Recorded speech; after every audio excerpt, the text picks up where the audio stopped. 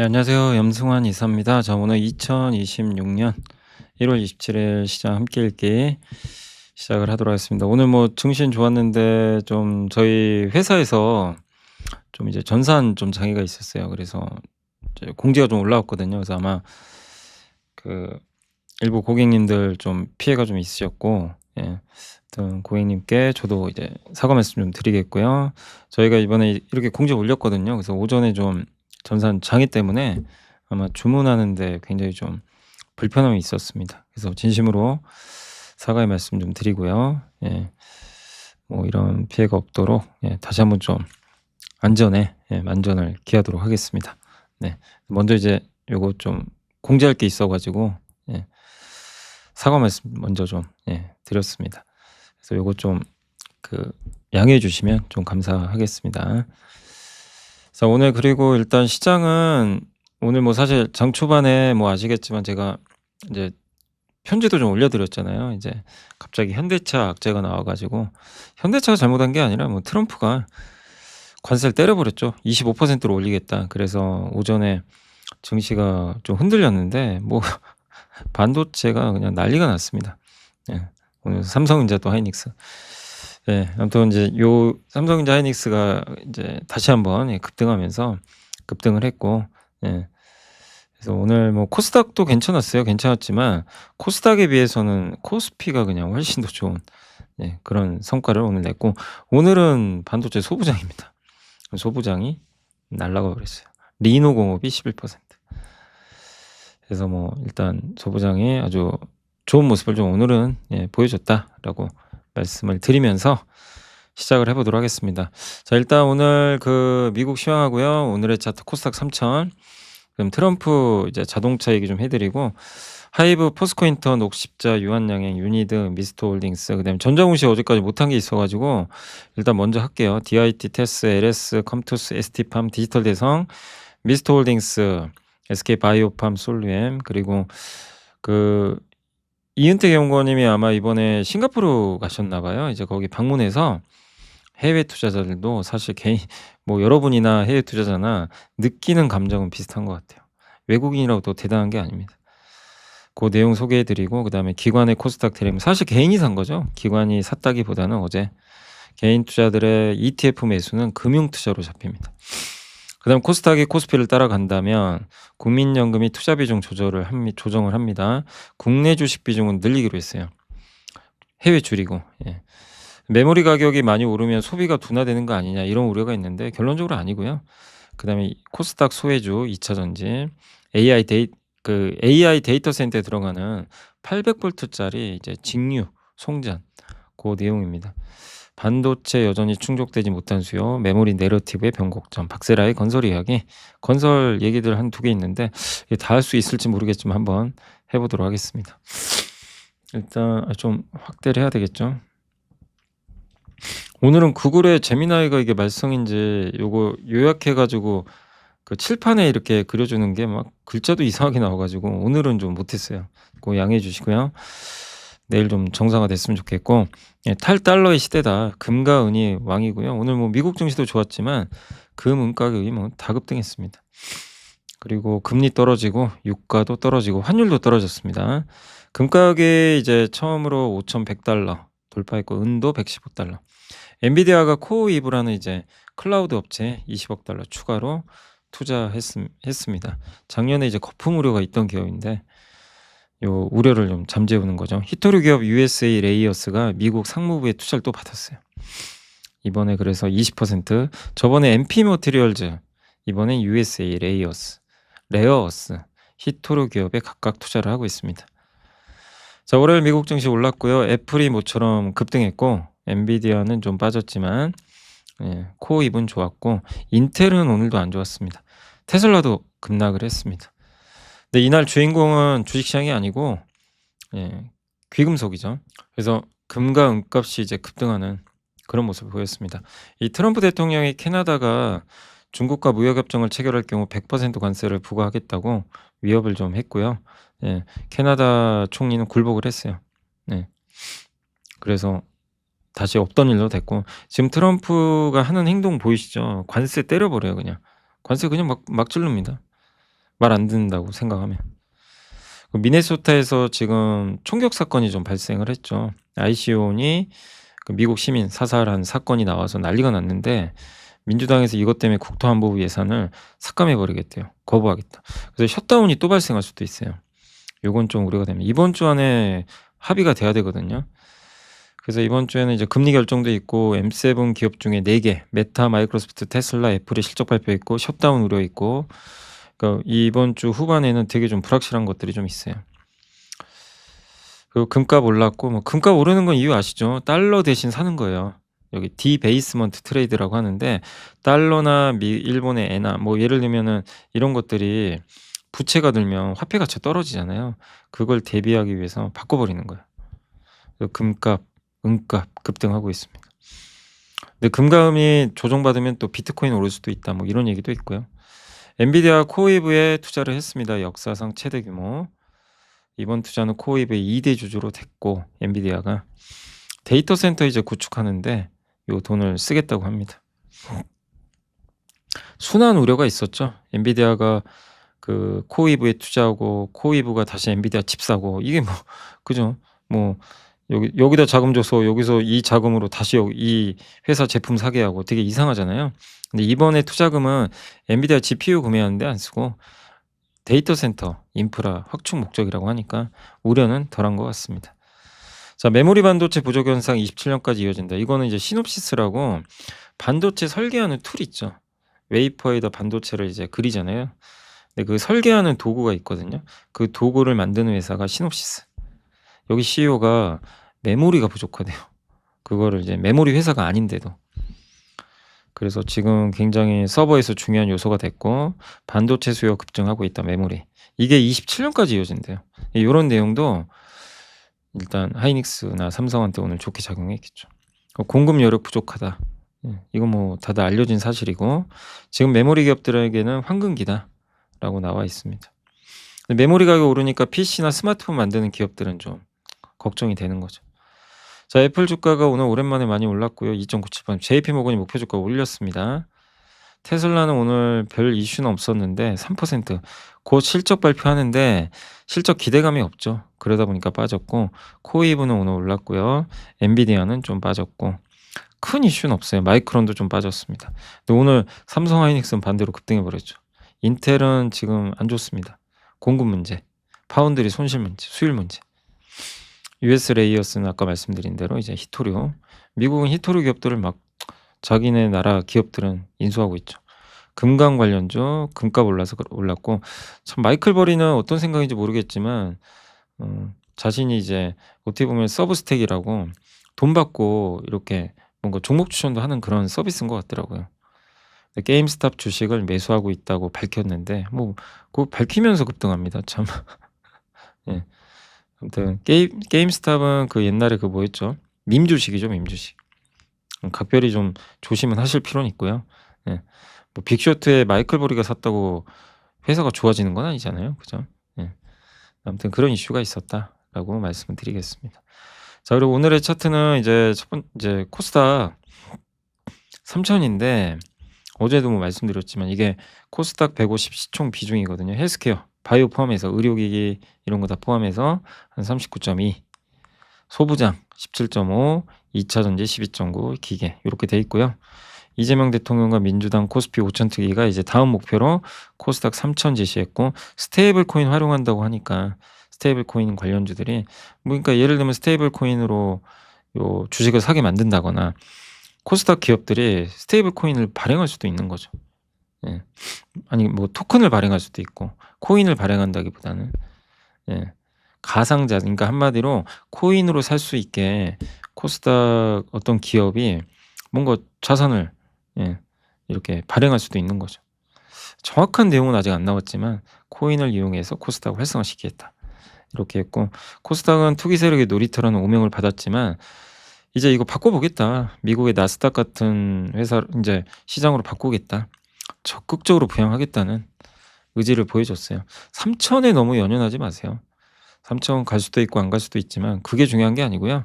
정책 목표가 그렇게 잡혔으니까 이제 앞으로 정책이 나올 겁니다. 그거 보시면서 말로만 하는 게 아니라 진짜로 하는지를 검증하시면 돼요.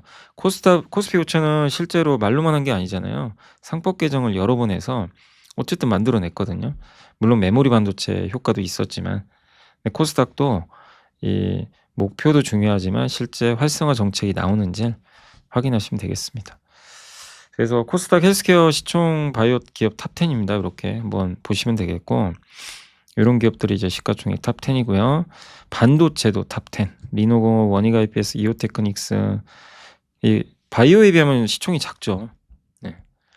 마지막이 유진테크. 코스닥의 방송 미디어도 있습니다. SM, JYP, CJENM, 스튜디오 드래곤, YG엔터. 기타, 클래시스, 로보티즈, 실리콘투, 펄어비스, BHI, 시어스테크, 서진 시스템, 이런 기업들이 좀 이제 거기 속해 있지 않은 항목 중에선 좀 시총이 큰 기업으로 보시면 되겠습니다.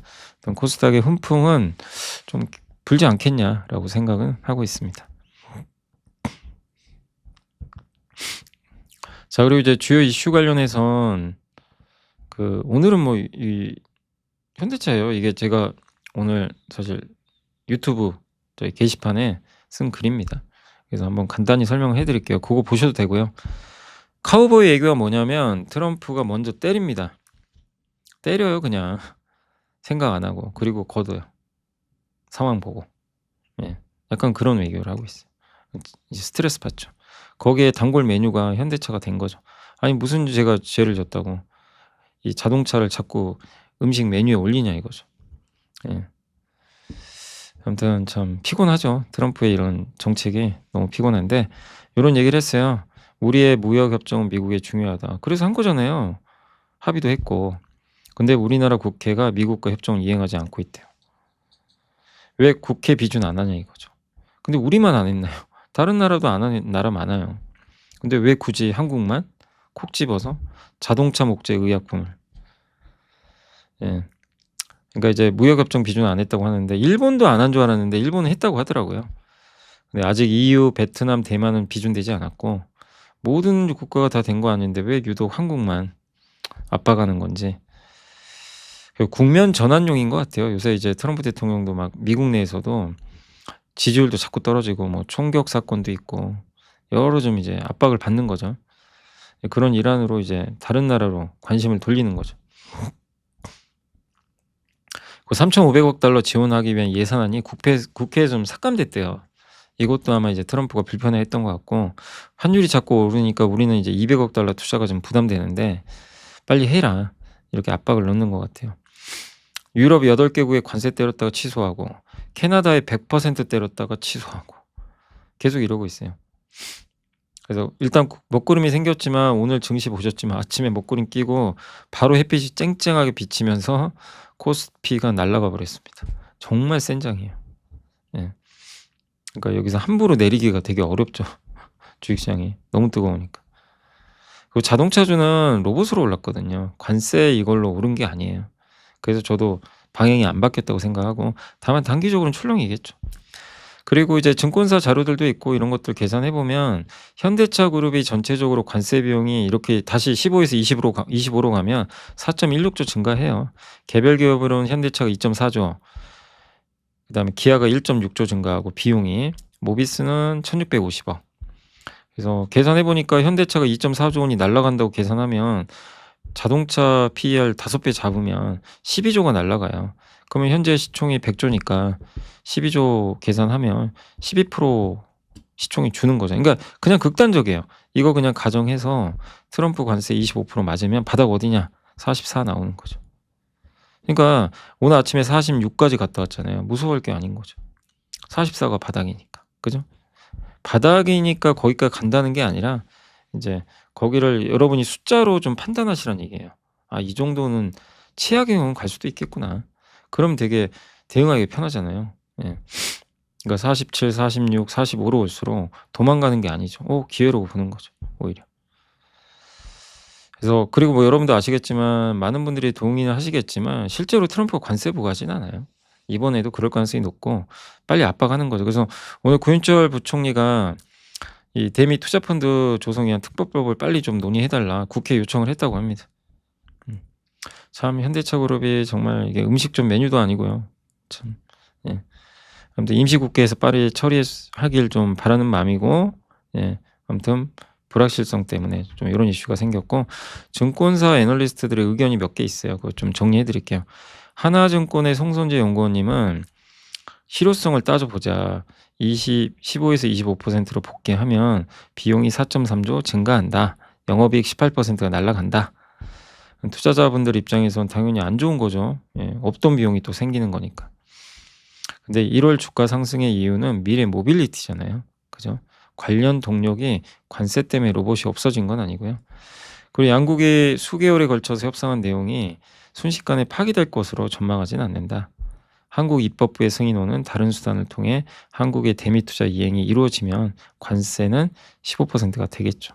그러니까 저도 결국 15%가 될 거라고 일단은 생각을 하고 있어요. 한투의 이제 김창호 연구원님은 뭐 관세 부담 때문에 비용이 늘어나겠죠. 그럼 순이익이 2.3조 감소하니까 PER이 9.2배에서 11.4배가 된대요. 토요타 PER을 넘는 수준이죠. 이런 거는 좀 당연히 부정적이죠. 예. 근데 25년에 관세 매기는 거랑은 다르다. 당시에는 이제 부가국인 미국과 지금 관세 적용국 간 우리나라죠. 결정권의 구조가 당시에는 어쨌든 이제 미국이 쥐고 있는 거죠. 결정권을. 그래서 우리나라 대미 투자 유도하려고 계속 시간도 막 질질 끌었잖아요. 근데 지금은 이미 관세율이 확정됐고, 그리고 트럼프의 관세율 인상 배경이 국회 비준 문제라면 국회 비준을 빠르게 진행을 하면 원복될 거 아니에요. 그죠? 예. 그렇기 때문에 우리나라가 어떻게 하느냐에 달린 거죠. 그래서 주가 조정 단기다. 그래서 비중을 늘려라. 이렇게 직접 언급을 하셨고, 김준성 연구원님도 비중을 늘려야 된다. 이런 내용이시고요. 예.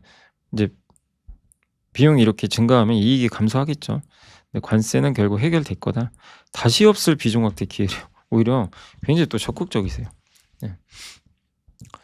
26년 진행될 3번의 투자 포인트를 주목하자. 이런 내용이고, 3번의 투자 포인트가 있대요. 봄에는요, 이게 중요하죠. 스마트카나 로보틱스 기술 진전 구체화가 나올 거래요. 엔비디아 협력하는 내용들. 현대차 그룹이 자율주행 플랫폼을 내놓을 거거든요. 그게 실제로 어느 정도 나와서 완성도가 어느 정도인지 이걸 한번 확인하시고, 여름에는 스마트카 시험 제품이 나와요. 예. 그러니까 스마트카를 이제 자율주행 차죠. 요거 이제 시험 데모는 실제 차는 아니고 이제 약간의 컨셉카 같은 거죠. 공개하고 투자자들 시상을 하고 그다음 전국에 배포해서 요걸 이제 테스트를 한다는 얘기예요. 그래서 요 테스트가 잘 되면 일단 테슬라랑 화웨이 대비 95%까지는 가지 않겠냐. 그럼 중국의 중국 전기차 업체를 넘는 중국 전기차가 PER이 18배거든요. 그러면 18배 가면 주가가 많이 오르겠죠. 여름엔 그걸 봐야 될 것 같고, 가을에는 이제 아틀라스가 미국 공장에 투입이 돼요. 요걸 보는 거죠. 예. 그러니까 요런 스케줄이 좋은 것들이 있으니까 잘 지켜보자. 요런 내용이시고, 뭐 오히려 사라고 말씀하셨어요. 유진투자 허재한 연구원님도 관세로 협박당하는 입장이 슬프다. 그죠? 정말 왜 이런지 모르겠습니다. 그래서 어쨌든 한바탕 소용돌이 예상되지만 어떻게든 지나갈 거다. 트럼프가 너무 서두르는 것 같다.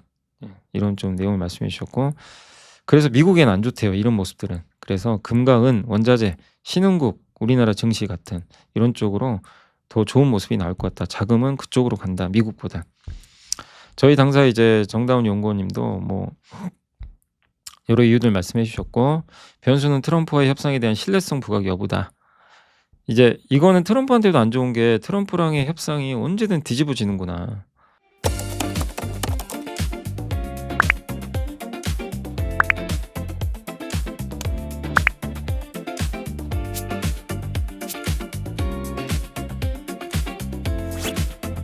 지식이 복리로 쌓이는 투원투게더. 그래서 참 신뢰성의 의구심을 불러일으킬 수 있고, 이거는 악재죠. 다만 한국 국회의 신속한 비준과 이에 따른 트럼프의 치적 홍보용 액션으로 이게 마무리되면, 트럼프가 약간 국면전을 하려고 해요. 그런 변동성은 제한된다. 하루 만에 변동성이 끝나버리고, 오히려 이게 다 아침에 나온 내용들이니까 급등을 해버렸습니다. 그래서 오늘 주요 이슈 현대차 내용 설명을 해 드렸고 이제 보고서 보고 마무리를 짓도록 하겠습니다. 자, 기업 분석 먼저 하고 공시할게요. 자, 하이브가 이제 월드 투어 발표가 됐는데 기대보다 훨씬 높죠. 횟수도 늘어나는 것 같고 그래서 주가 좋아요. 그래서 시장이 너무 과소평가를 한 거고 그날 당일날만 빠지고 주가 계속 올라 버렸죠. 이 하이브가 BTS만 있는 거 아니에요. 신인그룹 캐치아이랑 코르티스도 있고요. 정말 엄청난 성장하고 있고 그다음에 콘서트도 좋고 450만 명이 볼 것 같고요. 요런 데서 한대요. 북미는 360도 돌아가는데 이 티켓값이 더 비싸다고 합니다. 요게 테일러 스위프트가 이런 식으로 공연을 한다고 하더라고요. 이 북미가 요런 식으로 공연을 해요. 그래서 티켓값이 유럽은 35, 북미는 36. 티켓 매출만 올해 9천억 잡히는 게 내년엔 4천억. 1조 3천억 나오겠죠. 응원봉, 음반 음원, 2차 판권까지 하면 여기서 나오는 이제 총 매출이 한 1.6조까지 가능할 것 같습니다.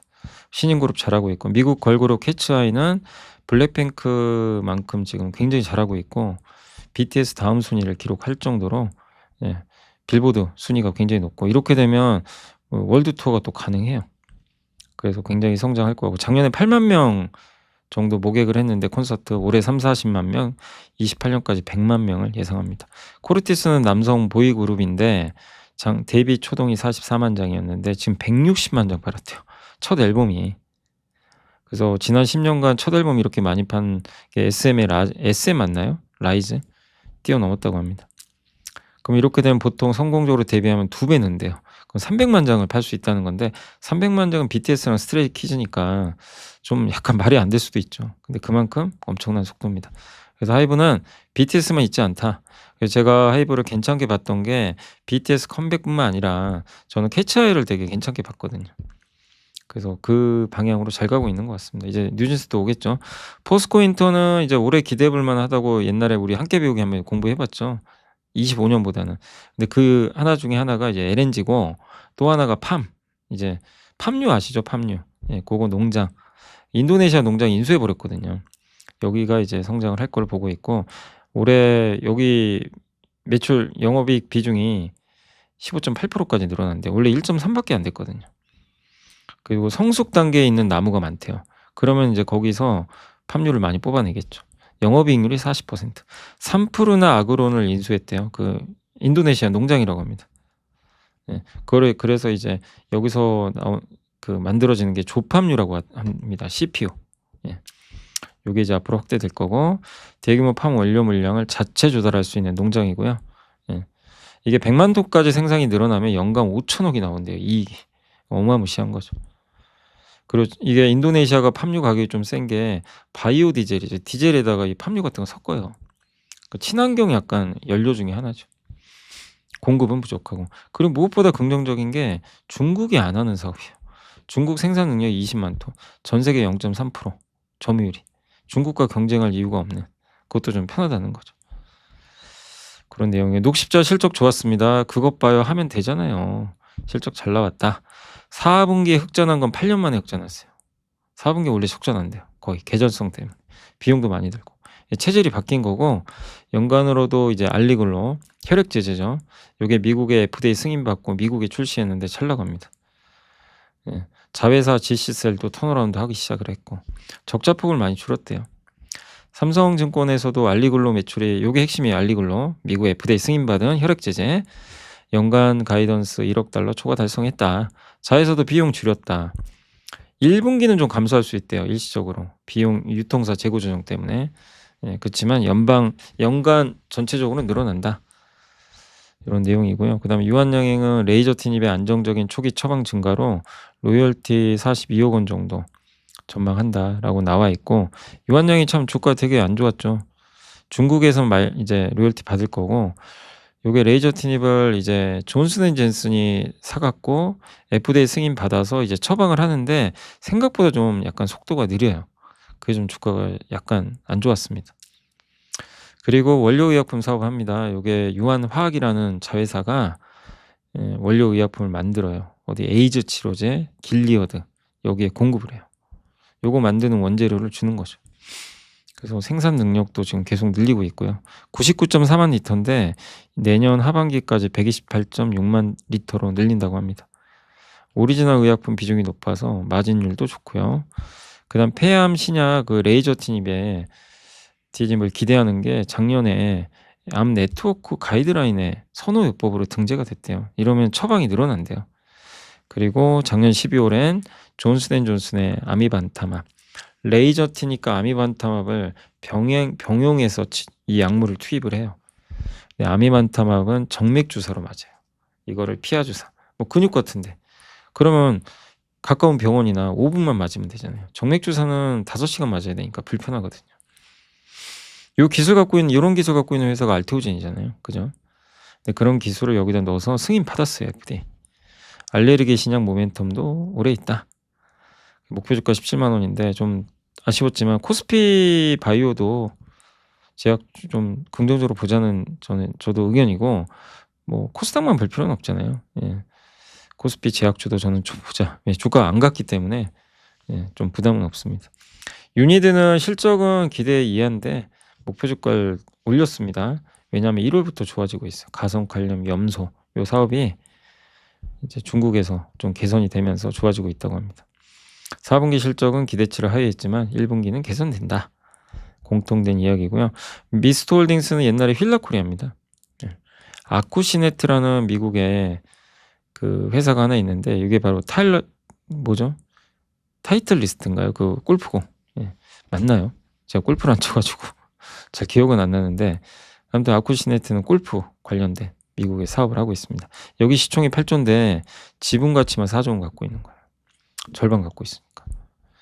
그래서 이 아쿠시네트 통해서 들어온 현금만 2천억 정도가 매년 들어온대요. 그럼 요것만 적용해도 PER 10배 적용해서 2조가 되는 거죠. 요거 이익으로 꽂히는 거니까. 본업도 괜찮아요. 의류. 그래서 PER 8.2배, 배당 수익률 6.3, 배당 많이 주고요. 시총은 2.3조. 아쿠시네트 시총 보유 지분 가치에도 못 미치는 좀 저평가 상황이다라고 보시면 되겠습니다. 그걸 한번 말씀을 드렸고 그 다음에 이제 공시 좀 그동안 못해가지고 한번 해볼게요. 오늘도 보고서를 다 못할 것 같은 생각이 좀 들긴 하네요. 자, SK바이오팜이 1월 22일입니다. 그 SK라이프사이언스 자회사 통해서 그 뇌전증 치료제 있죠. 세노바메이트. 이게 졸도한다 그러죠. 보통 우리가. 그거 치료해주는 치료제입니다. 그래서 이번에 또 공급을 했고 잘 나가요. 매 분기마다 매출 성장하고 있고 네, 그런 내용이고 이번 4분기 실적은 한번 지켜보세요. 어떻게 나올지 모르지만 3분기까지 되게 잘 나왔습니다. 그리고 SK바이오팜은 특허 만료가 2032년인데 경쟁 제품은 26년에 끝나요. 그러니까 바이오팜이 유리하겠죠. 그래서 계속 그 성장하고 있고 일본 허가도 기대한다고 합니다. 이렇게 매출이 정말 계속 늘어요. 자, 그리고 솔루엠은 전성호 대표가 이제 매수를 했는데 참 주가 안 되죠. 안 되지만 이게 내부자가 매수한 건 일단은 좀 긍정적인 이슈가 되겠죠. 23일은 ST팜 이건 어제 설명드렸습니다. 그래서 넘어갈게요. ST팜은 올리고액산 치료제 원료의약품을 미국 소재 글로벌 바이오텍에 공급을 하기로 했고 RNA 치료제. 예. 그래서 요번 치료제는 예, 요거로 보시면 돼요. 어디 갔나? 예, 증설도 하고요. 세계 1위 됐습니다 이제. 예.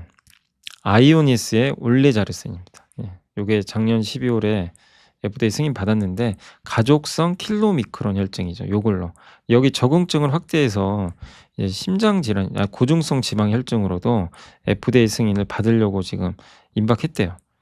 그래서 이번에 올레자르센이 아이오니스가 이 ST팜한테 원료의약품을 더 공급해달라고 한 것 같아요. FDA 승인이 임박한 것 같습니다. 요건 환자 수가 엄청 많아요. 10만인가 20만 되고 여기는 환자 수가 얼마 안 돼요.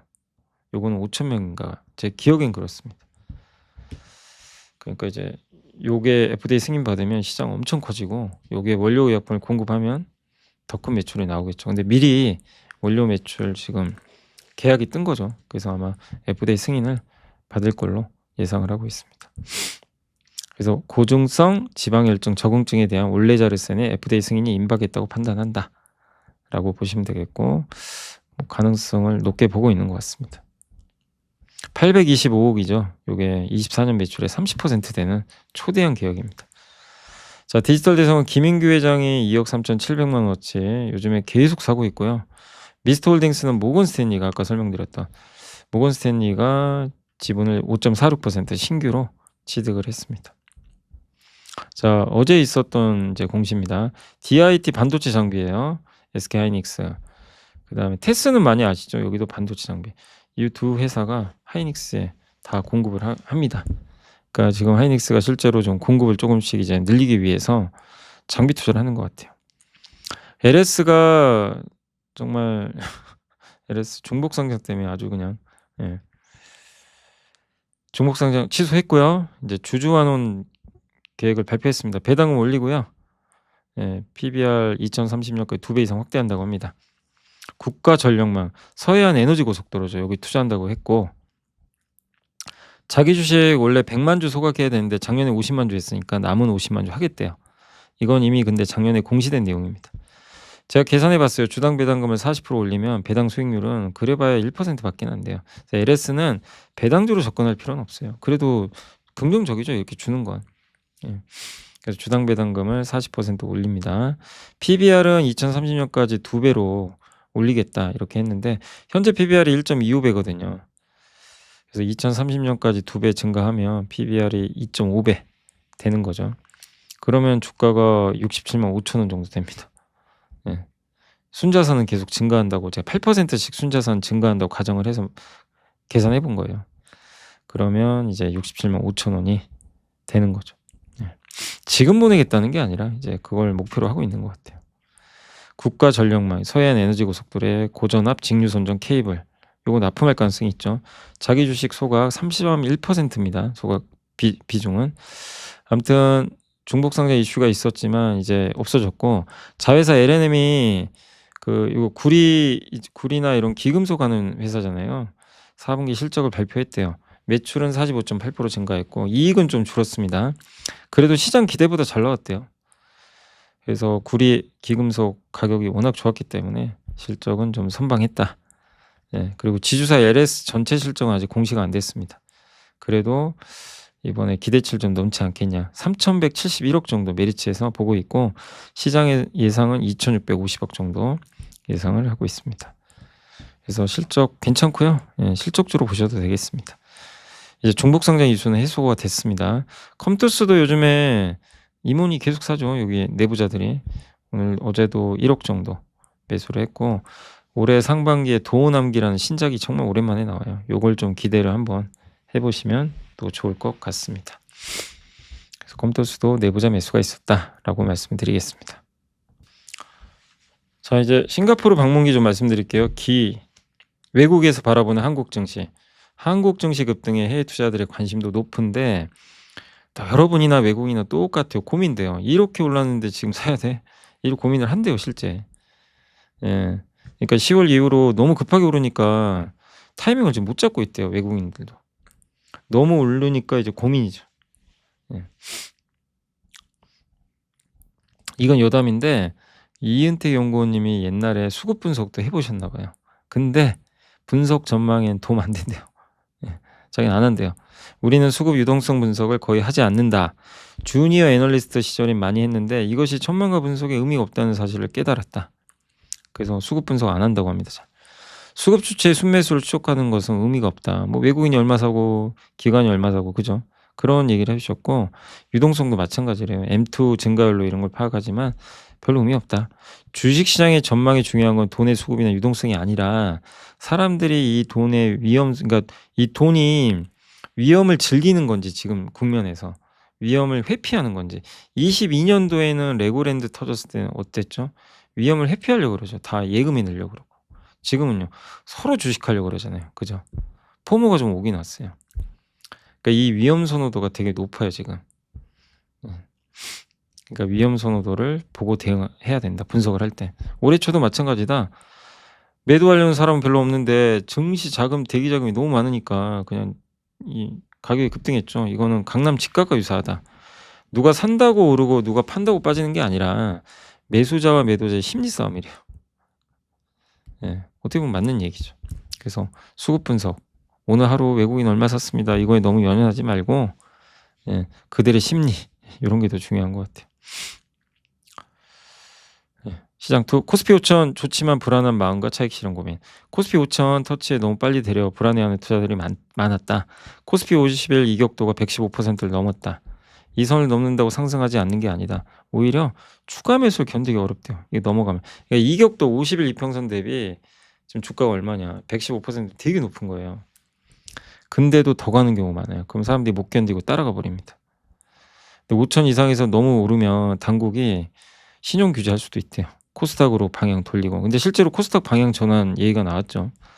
봄 이후에는 대형 IPO도 있는데 중국에서 메모리 회사 큰 거 있죠. CXMT가 상장을 할 거라고 합니다. 그래도 코스피 더 오를 수 있다고 합니다. 5천이라는 숫자는 두려움을 주지만 정작 증시는 스스로 자신이 몇 포인트인지 모르죠. 어떤 조건이 나와야 돼요. 그래야 하락을 하는 거고 지수가 목표치 같다고 빠지는 건 아니거든요. 그래서 저도 위가 더 아직은 열려 있다고 보는 거죠. 기승전결 전 업종 반도체 이후 우주 로봇까지 따라가야 되냐. 외국인도 비슷하게 고민한대요. 로봇 우주 원전 돈 못 버는 기업들인데 이거 따라가야 돼? 이런 질문이 많았대요. 근데 일부 매수도 괜찮다 이렇게 언급을 하셨다고 합니다. 그러니까 실적이 없는 로봇 원전 테마에 엮여가지고 주가 급등하는 건 불편할 수도 있지만 양자 컴퓨터로 유명한 리게트 컴퓨팅 본사 사진을 보면 그나마 한국이 좀 규모 있는 거 아니냐. 조심할 거는요. 실적이 뒷받침되지 않은 상태로 주가가 급등하는 기업들 많잖아요. 이런 기업들은 금방 부러져요. 주가 조정받으면. 그러니까 그런 변동성은 염두를 해두시면 되겠습니다. 이게 구글 지도에 나온 그 리게팅 컴퓨팅 그 본사라고 합니다. 뭔가 좀 그죠? 본사 같지는 않죠. 자, 업종 반도체에 대한 포지션과 조정 시 매수할 종목. 반도체 차익 실현 고민도 많았다. 급등 부담에도 아직 긍정적이다. 반도체가 시장이 이길 거라고 생각하고 있고요. 반도체는 2분기 좀 긴축 우려가 커지면 좀 빠질 수도 있다. 특히 CXMT가 또 상장도 하니까 1분기 말이나 2분기엔 좀 흔들릴 수는 있다. 뭐 그런 내용입니다. 그리고 삼성 하이닉스보다 나냐가 돈을 더 벌 거래요. 모멘텀이. 주가 이렇게 상승하게 되면.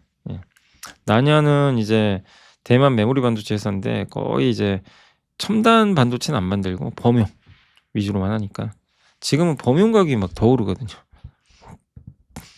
자, 기관의 코스닥 대량 매수 시사점. 정부 정책이 이제 코스닥으로 갔죠. 국민 성장편도 6, 7월에 나오고요. 이재명 대통령의 코스닥 시장 정상화는 매우 중요한 과제다. 저희 내부적으로 이야기를 많이 하고 있습니다. 우량주들, 전망 있는 혁신 기업들, 벤처 기업들 이런 데가 인정을 받아야 되는데 수십 년 동안 몇십조 원짜리 주식들이 대부분이고 이런 상황에서는 코스닥 시장 전체에 대한 신뢰가 많이 떨어지고 있기 때문에 그 문제에 있어서 근본적 대책이 필요하다라고 언급을 해주셨죠. 코스닥 쪽으로 이게 그러니까 코스닥의 목표는 그거예요. 질을 바꾸겠다 코스닥. 왜 맨날 투기판이라 그러냐. 바꿔보자. 자금 조달도 할 수 있고 벤처 기업도 성장할 수 있는 마중물 하자. 이재명 정부는 또 제3 벤처붐으로 이걸 여기고 있는 것 같아요. 1 벤처붐이 김대중 정부 때, 2 벤처붐이 문재인 정부 때. 이번이 3차죠. 그리고 코스닥 지수는 3년 주기로 코스피를 이긴대요. 2년 동안 졌대요. 그래서 올해는 이길 수가 있대요. 실제 지금은 올해 좀 이겼죠. 일부. 그래서 3년 차까지 코스닥이 지는 경우는 많지 않았다. 이렇게 보는 것 같습니다. 코스닥이 코스피를 따라간다면 코스닥의 연간 순이익은 11조거든요. 전체 다. 하이닉스는 80조예요. 이익과 밸류로는 상승을 설명하기 어렵죠. 결국엔 PER이죠. 코스닥 1050과 코스피 4950 기준 간의 12개월 누적 수익률 격차가 34%라고 합니다. 2003년 이후 최저 수준이래요. 그러니까 그 수익률 격차가 너무 큰 거예요. 코스닥보다 코스피가 월등히 많이 오르다 보니까 못 쫓아가는 거죠. 2003년 이후 두 지수 간의 12개월 누적 수익률 격차 평균은 한 4% 정도 된다고 합니다. 평균에 수렴한다고 이제 가정을 하면, 그러니까 이 두 지수 간의 수익률 격차는 4% 정도예요. 코스피가 좀 높겠죠, 아무래도.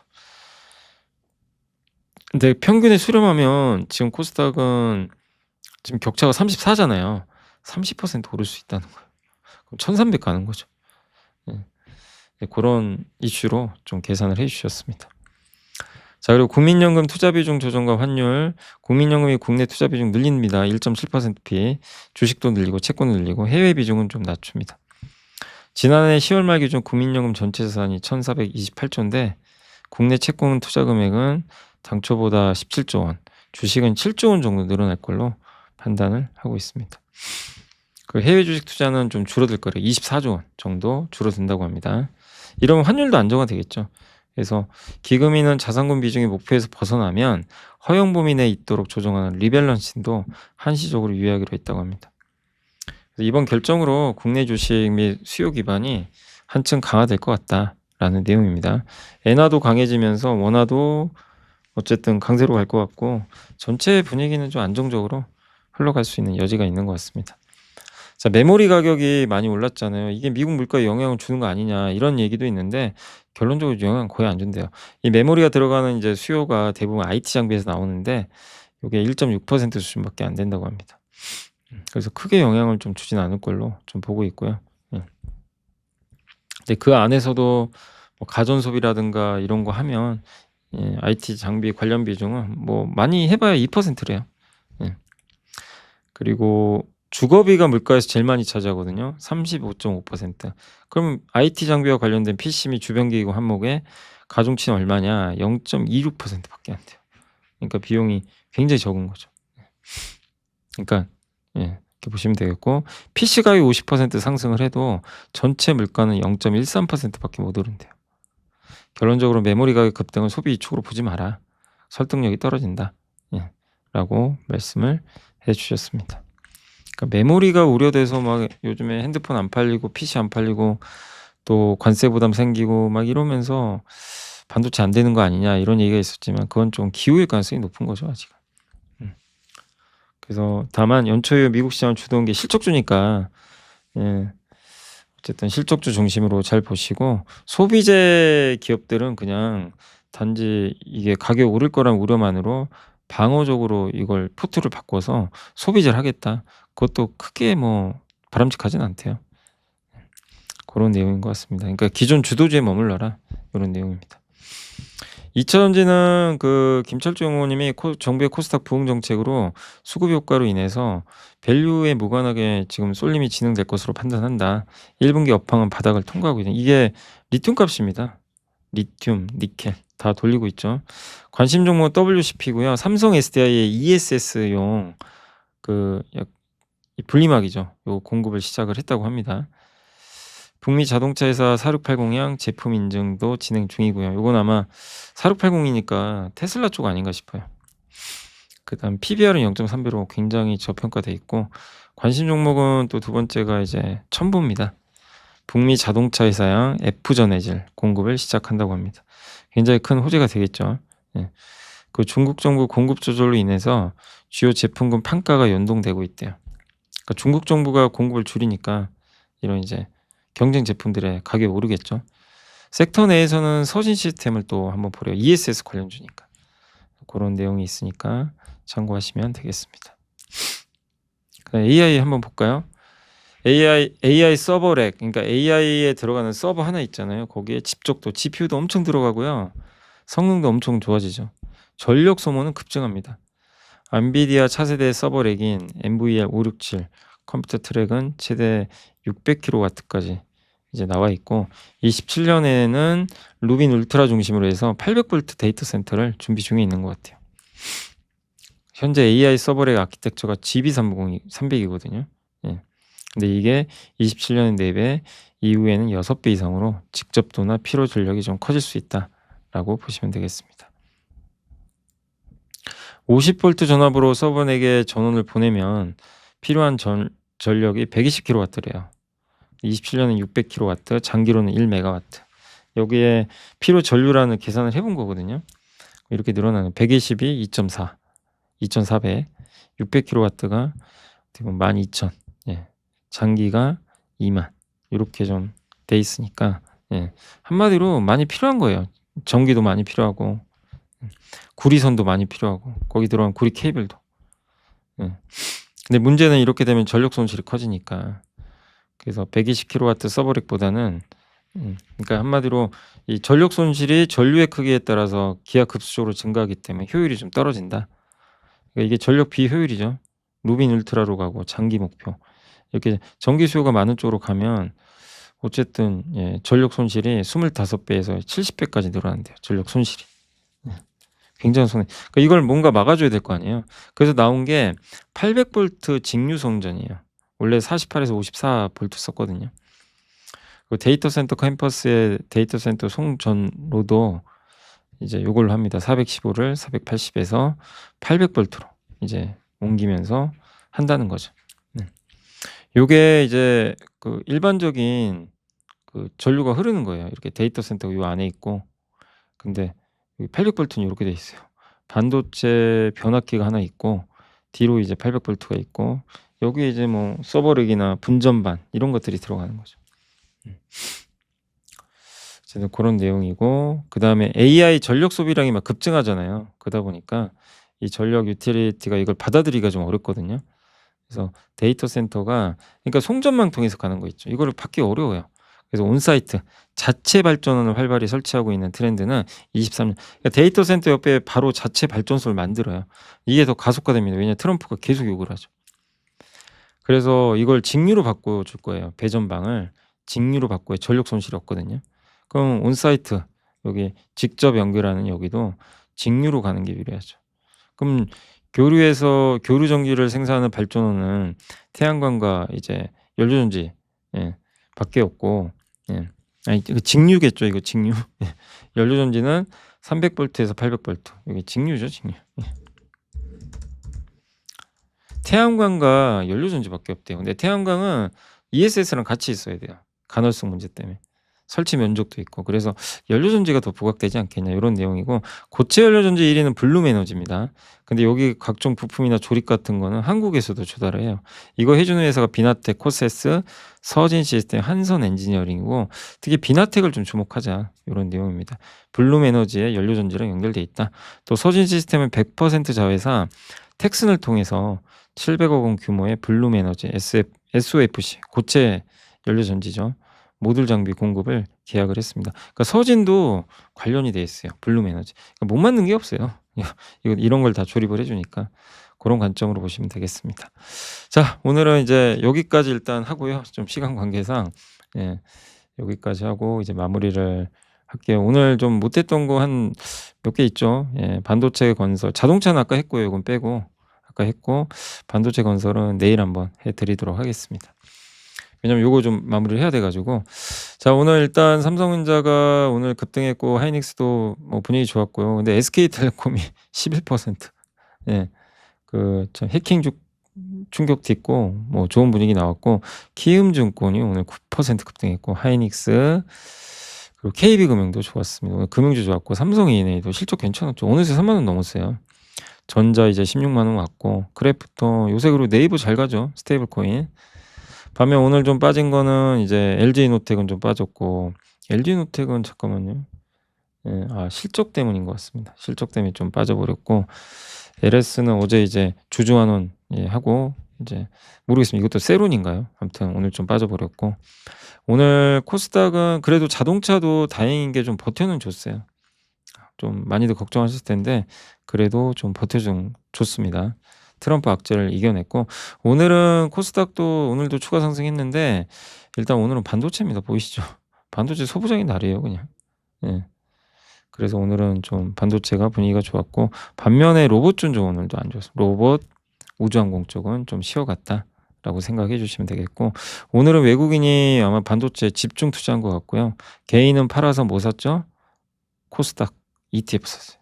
여전히 개인들은 코스닥에 집중하고 있고, 외국인은 오늘 반도체로 다시 비중을 좀 늘리는 그런 모습으로 좀 전환을 했다라고 말씀을 일단 드려보겠습니다. 오늘 일단 통신주 좋았고요. 반도체 대표주 좋았고, 은행주 좋았고, 그러니까 가치주가 되게 좋았죠. 흔히 말하는 진짜 노잼 주식들이죠. HBM 좋았고, 소부장 오늘 근데 어쨌든 뭐 소부장 가서 괜찮습니다.